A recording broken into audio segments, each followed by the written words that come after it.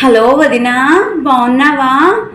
మొన్న మీ ఇంటికి రమ్మని పిలిచావు కదా, ఆ రోజు మా అబ్బాయి స్కూల్లో ఏదో అవార్డ్ ఫంక్షన్ ఉంటేను ఓ 10 నిమిషాలు అవార్డు ఒకటి వస్తుందేమో తీసుకుని వచ్చేద్దామని వెళ్ళాను.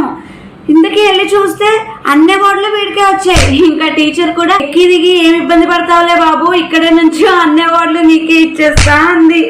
ఇంకా దాంతోనే అయిపోయింది వదిన. సాయంత్రం అయింది, అన్ని అవార్డులు గోన్ సంచిలో వేస్తే ఇచ్చాము అవార్డులన్నీ, అందుకే రాలేదు. మా అబ్బాయి పొద్దున్నే పప్పన్నం తినేసేలరా, టిఫిన్లు ఏమి తింటావు అంటే పాస్తా చెయ్యమ్మా అన్నాడు.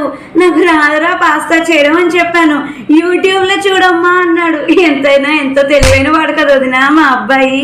మొన్న మా అబ్బాయి డాన్స్ క్లాస్కి వెళ్తేను అందరూ అక్కడ డాన్స్ ఆపేసి మా అబ్బాయినే చూస్తున్నారు.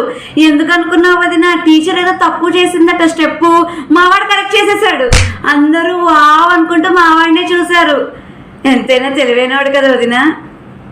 హలో హలో వదిన గారు, హలో. కుళ్ళు అనుకుంటా, ఇలా అబ్బాయికి తెలియలేదు.